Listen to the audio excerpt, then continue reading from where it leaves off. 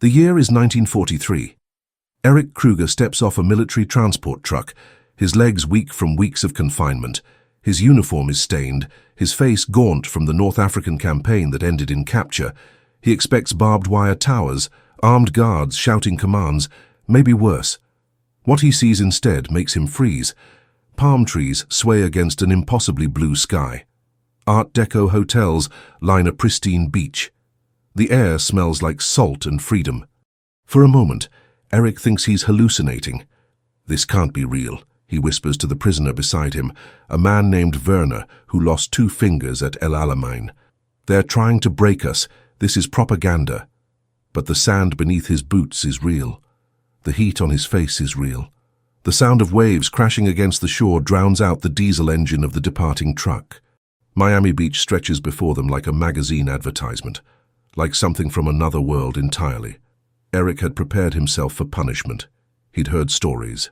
Dark cells, starvation rations, interrogations that lasted until dawn. Instead, he's staring at what looks like a vacation resort. The cognitive dissonance is almost painful.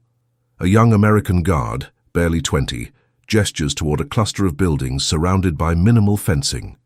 "Move along," he says in broken German, almost bored. There's no malice in his voice, no hatred, just routine. This is when the real terror sets in. Erik has spent months bracing for cruelty. He knows how to survive anger, how to endure violence. But this gentleness, this beauty, this paradox, he has no defense against it. As they walk toward the camp entrance, Erik notices details that deepen his confusion. The fences are low, almost decorative. Guard towers exist, yes, but they look more symbolic than threatening. In the distance, he can see American families on the beach, children playing in the surf. The war feels like something happening on another planet. "They want us to drop our guard," Werner mutters beside him. "Then they'll strike." But Erik isn't so sure. What if the opposite is true? What if the cruelty isn't in what they'll do to him, but in what they won't? What if paradise itself is the punishment? He thinks of his mother in Hamburg, of his younger sister. Are they huddling in bomb shelters right now while he stands under palm trees? The thought makes his stomach turn. An officer appears, clipboard in hand, speaking clear German with a Swiss accent. "You will be assigned work details. You will receive 3 meals daily. You will have access to medical care and the right to send letters. You will be paid in camp script for your labor. Escape attempts or sabotage will result in immediate transfer to maximum security facilities. Follow the rules, and this will be manageable." Manageable. The word hangs in the tropical air. Erik looks back one more time at the ocean. The sun is setting now, painting the water gold and orange. It's the most beautiful thing he's seen in 2 years of war, and somehow that beauty feels like a betrayal. He doesn't know it yet, but he's just entered the strangest prison in the Second World War. A place where survival is easy. A place where comfort breeds guilt. A place where the bars are invisible, but infinitely stronger than steel. The forbidden postcard has become his cage. 3 months earlier, Erik Krüger believed he was going to die. The desert sun in North Africa had been merciless. His unit, part of Rommel's Africa Corps, had been surrounded near Tunisia. Water ran out first, then ammunition, then hope. When the British tanks finally rolled in, Erik felt something close to relief. At least the waiting was over. The prisoner of war camp in Algeria was everything he'd expected: dust, disease, and despair. Men died from dysentery in the night. Guards threw rations into the dirt like feeding animals. Erik learned to sleep standing up, learned to ignore the screams, learned that surviving meant forgetting you were human. For 6 weeks, he waited for his name to appear on a list. Every list meant something: transfer, interrogation, execution. Nobody knew which. The uncertainty was its own form of torture. Then one morning, his name was called. Along with 200 others, he was loaded onto trucks, then trains, then a ship that crossed an ocean he couldn't name. The journey took weeks. The prisoners whispered theories: forced labor in Canada, coal mines in England, medical experiments in secret facilities. Nobody guessed Miami Beach. The change began subtly during the Atlantic crossing. The food improved. Not dramatically, but enough to notice. Real bread instead of hardtack, soup with actual vegetables floating in it. An American guard handed Erik a Coca-Cola one afternoon, the bottle sweating with condensation. Erik stared at it for 5 full minutes before drinking. "What are they fattening us up for?" Werner asked, suspicious of every kindness. Erik had no answer. The Coca-Cola tasted like cold sweetness, like something from his childhood in Bavaria. It tasted like a lie. When the ship finally docked, they were transferred to buses with actual cushioned seats. Through the windows, Erik watched America pass by. Highways without bomb craters, buildings intact, people shopping in stores with full windows. Children played in parks. Women wore dresses without patches. The war hadn't touched this place. One prisoner began to cry, not from sadness, but from the shock of remembering what normal looked like. Erik pressed his forehead against the glass, feeling the air conditioning blow across his face. In Algeria, men had killed each other over shade. Here, cold air was pumped into vehicles for comfort. The bus stopped at a checkpoint. An American MP climbed aboard, young and clean-shaven, carrying a box. He walked down the aisle, handing out packages, cigarettes, matches, and a small bar of chocolate. "Welcome to the United States," he said, in practiced German. "You're prisoners of war under the Geneva Convention. You'll be treated accordingly." Erik held the chocolate bar, his hands trembling. The wrapper was pristine, colorful, absurdly optimistic. It weighed maybe 2 ounces. In the desert, men would have murdered for this. Werner leaned close. "This doesn't make sense. Something's wrong." But Erik finally understood. Nothing was wrong. That was the problem. They weren't being punished with cruelty. They were being punished with proof. Proof that while Europe burned, America thrived. Proof that the war Germany started had barely scratched this vast, abundant country.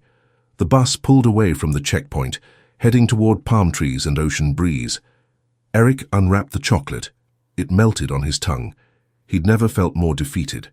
The bus turned onto a coastal road, and Erik saw it for the first time, the installation that would become his world. It wasn't what the word prison had taught him to expect.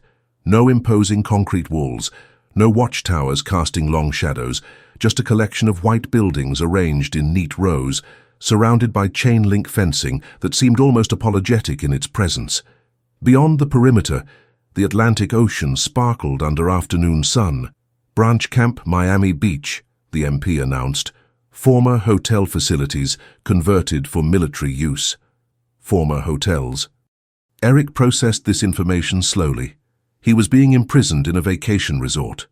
The prisoners filed off the bus in silence, each man carrying the same confused expression. They lined up in formation on what had once been a hotel parking lot. Palm fronds rustled overhead.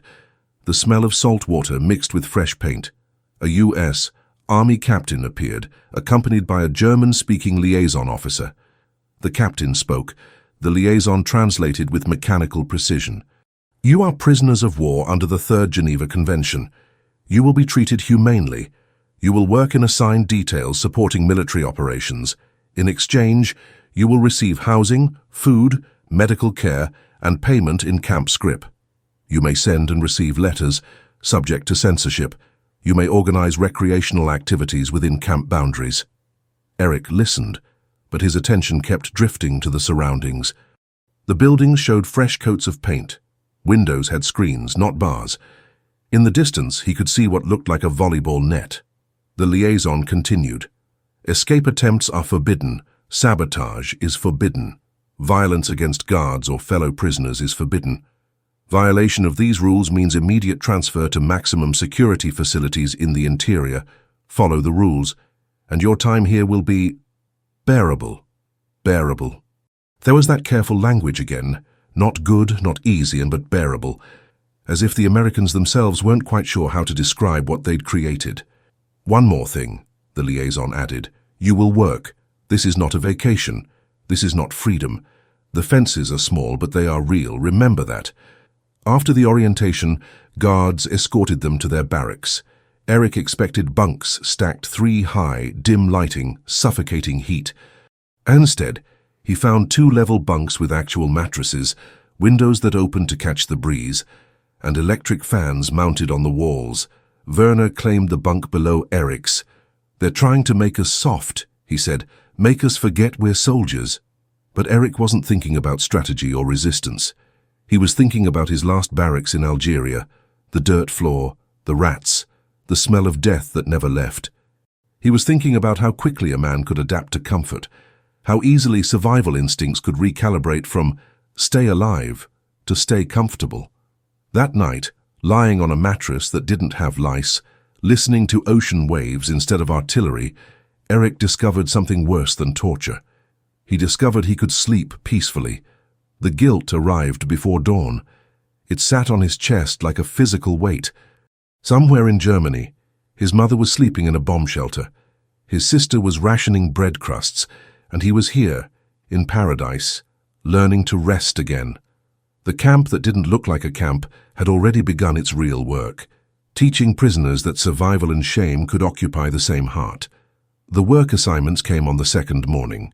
Erik stood in formation as names were called, men diverted to different details: kitchen duty, laundry services, groundskeeping, maintenance crews. The words sounded mundane, almost civilian. Nothing about ammunition factories or mine clearing or the brutal labor he'd expected. Krüger, Erik, the liaison officer called, "Hotel maintenance detail, report to Sergeant Morrison." Hotel maintenance. Erik almost laughed. He'd trained as an infantryman, fought across North Africa, survived capture and transport across an ocean.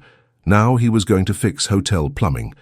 Sergeant Morrison was a middle-aged American with a thick southern accent and an expression of permanent exhaustion. He gathered his assigned prisoners outside what had clearly been a luxury resort before the military requisitioned it. Art Deco facades, curved corners, pastel colors fading under salt air.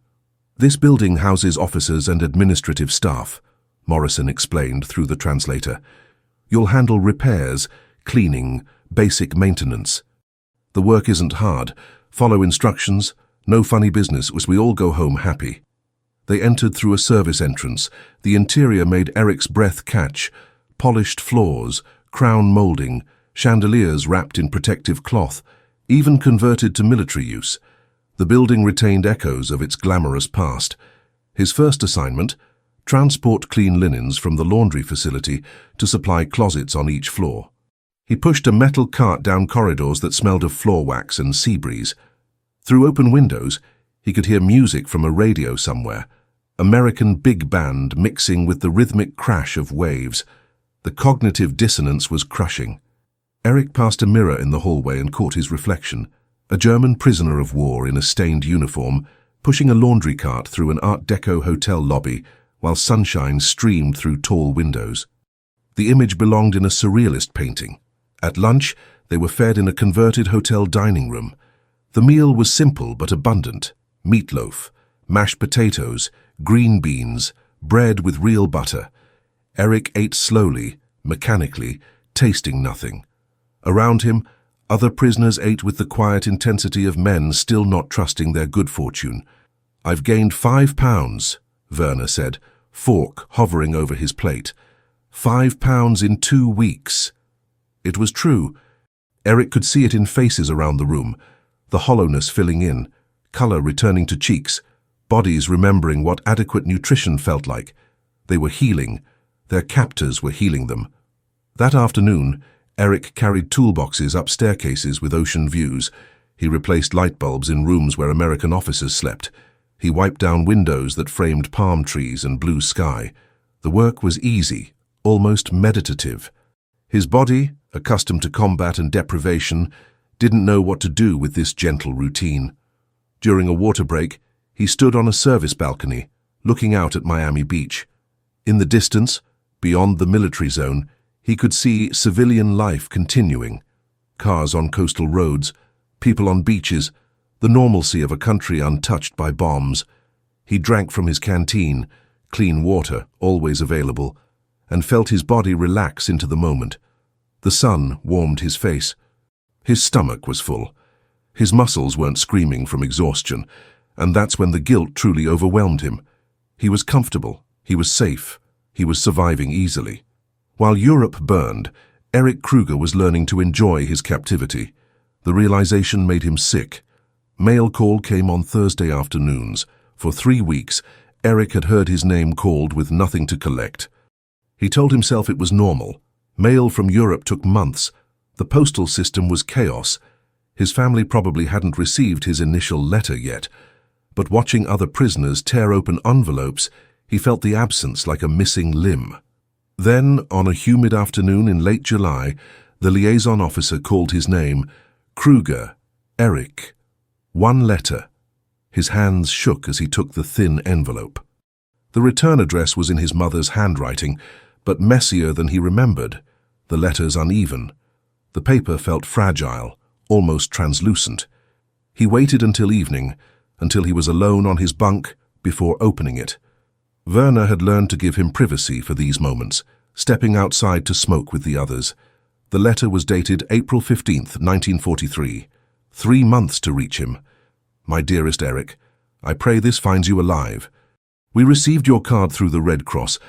Knowing you survived fills me with gratitude I cannot express, but I must tell you what has happened here. Erik's throat tightened. The bombing on March 3rd destroyed our street. The house is gone.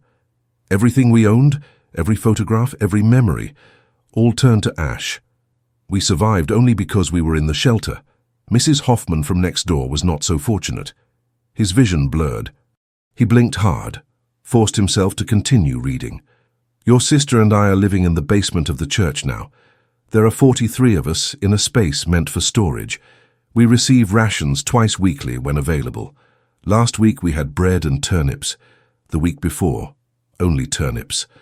Anna has lost so much weight I barely recognize her. She turned 17 last month. There was no cake, no celebration. She cried quietly in the corner, trying not to let me hear. Erik pressed his palm against his mouth, fighting the sound, trying to escape. Do not worry for us. We are alive. That is more than many can say. The Schneider boy from your school died in Russia. The baker's 2 sons were killed in France. Every family on our street has lost someone. We are the lucky ones. I am glad you are safe, Erik. I am glad you are fed. I am glad the Americans treat you well. Please do not feel guilty for surviving. Please. That would break my heart more than hunger ever could. All my love. Mother Erik sat motionless for a long time, the letter trembling in his hands. Outside his window, palm fronds swayed in the evening breeze. Someone had started a radio in the common area, American jazz, smooth and carefree. The smell of dinner preparations drifted through the barracks. Roasted chicken, fresh vegetables, bread. He had eaten chicken for dinner. Real chicken, with crispy skin and seasoning. He had eaten until he was full, until he was satisfied, until he had pushed his plate away with food still on it, while his mother and sister survived on turnips. Werner returned, saw Erik's face, and stopped in the doorway. Bad news. Erik couldn't speak. He handed over the letter. Werner read in silence, then sat heavily on his own bunk. Jesus Christ. I'm gaining weight, Erik said finally, his voice hollow. I'm sleeping 8 hours a night. I'm working easy jobs in beautiful weather and they're starving. It's not your fault. I know that. Erik folded the letter carefully, precisely, as if the action could somehow contain the pain. But knowing doesn't help. That night, for the first time since arriving in Miami Beach, Erik couldn't finish his meal. The food tasted like ash. The comfort of his mattress felt like betrayal. The Paradise Prison had finally revealed its cruelest feature. It gave him everything except the ability to help those he loved. May 8th, 1945. The announcement came over loudspeakers during morning formation. Germany had surrendered. The war in Europe was over. Erik expected jubilation, relief, the overwhelming joy of survival. Instead, he felt nothing. Around him, prisoners exchanged uncertain glances, half-formed smiles dying on their lips. Victory belonged to someone else. They stood on the losing side of history, 2,000 miles from a homeland that no longer existed in the form they remembered. Werner lit a cigarette with shaking hands. It's over, he said, as if testing the words. We can go home. But where was home? The letters had stopped coming in March. Erik's last correspondence from his mother mentioned Soviet troops approaching from the east, American forces from the west. Hamburg caught between two advancing armies. Then silence. 6 weeks of silence that grew heavier with each passing day. He'd written 7 letters since then. None had been returned, but none had been answered either. The Red Cross had no information. His mother and sister existed in a void of uncertainty, somewhere in the ruins of a collapsed empire. That night, Erik stood at the perimeter fence, staring at Miami Beach in the distance. The city had started celebrating. He could hear music, car horns, distant cheering. Lights blazed from every building, a display of abundance that felt obscene in its excess. Behind him, the camp was quiet. Men sat in small groups, smoking, not speaking. Victory had orphaned them. "I don't know how to go back," Erik said to Werner, who'd joined him at the fence. "You just go. Ship takes us across. Train takes us to wherever's left." "To what?" Erik's voice cracked. "Rubble, mass graves, a country that hates itself." Werner had no answer. The repatriation process began in June. Names called alphabetically, men processed for return transport. But the lists moved slowly. Logistics were complicated. Europe was chaos. Ships were needed for occupation forces, supplies, reconstruction equipment. Prisoners of war ranked low in priority. Erik found himself hoping for delays. The realization disgusted him, but he couldn't deny it. Here, he had certainty. 3 meals daily, work that tired his body but not his soul. A routine that asked nothing except obedience. No responsibility, no decisions, no confronting what had been lost. In July, his name finally appeared on a departure list. He reported to the processing center, where an American officer reviewed his paperwork with bureaucratic efficiency. "Any reason for delay?" the officer asked routinely. Erik hesitated. The words formed before he could stop them. "I have no information about my family, no confirmed address, no way to know if anyone's alive to receive me." The officer's expression softened slightly. "I understand. But we can't make exceptions. Orders are orders. I'm asking for 2 more months, just until—" "I can't do that, son. The rules apply to everyone." Rules. The word that had defined 2 years of captivity. Erik had followed every rule, performed every duty, caused no trouble, and now the same system that had fed and housed him was forcing him back to uncertainty. That night, lying in his bunk for one of the last times, Erik understood the final cruelty of his comfortable prison. It hadn't just kept him captive, it had made him afraid of freedom. The ship that carried Erik back to Europe in August 1945 was crowded with silent men. They stood on deck, watching the American coastline disappear, and nobody cheered. Nobody felt victorious. They were simply returning because there was nowhere else to go. The crossing took 12 days. Erik spent most of it staring at the water, remembering the opposite journey 2 years earlier. Then he'd been terrified of what awaited him. Now, he was terrified for different reasons. They landed at Bremerhaven. The port was a graveyard of twisted metal and broken concrete. Cranes stood frozen at unnatural angles. Ships lay capsized in shallow water. Buildings were hollowed-out shells. This was the first piece of Germany Erik had seen in 3 years. He wanted to return to the ship. The train journey to Hamburg took 2 days. It should have taken 6 hours. But the rails were damaged, bridges were destroyed, and the locomotive had to navigate detours through a landscape that looked like the surface of a dead planet. Through the window, Erik watched his country pass by. Flattened cities, burned forests, refugee columns trudging along roads, children with hollow eyes begging at stations. Werner sat beside him, equally silent. They'd run out of words somewhere over the Atlantic. Hamburg was worse than Erik had imagined. Entire neighborhoods simply didn't exist anymore. Streets he'd walked as a child led to nothing but rubble fields. The church where his mother had written from was a burnt skeleton, its walls still standing but its interior exposed to the sky. He found them in a displaced persons camp on the city's outskirts. His mother had aged 20 years in 3. His sister Anna was thin as paper, her 17th birthday now 2 years past, her childhood stolen by war. They held each other and wept. But Erik noticed something strange. He couldn't feel it completely. Part of him was still in Miami Beach, still standing on that service balcony, still looking at palm trees and ocean. He worked as a laborer in reconstruction crews. He married a widow with a young daughter. He fathered 2 sons. He rebuilt a life from fragments, the way everyone in Germany was rebuilding, brick by brick, day by day, pretending the past was something that could be contained. He never spoke about Miami Beach. When people asked about his war experience, he said, "North Africa," and changed the subject. The comfortable prison felt like a shameful secret, a betrayal he'd committed simply by surviving it peacefully. The box sat in his attic for 47 years. His granddaughter found it in 1992, weeks after his funeral. Inside, a faded photograph of a young man in prison uniform standing before palm trees, squinting in bright sun. A piece of camp scrip worth 50 cents. A small seashell. A folded letter in his mother's handwriting. She brought it to her father, Erik's eldest son. "Did you know Opa was in America during the war?" Her father stared at the photograph, seeing his father's face from a lifetime ago. "No," he said quietly. "He never mentioned it."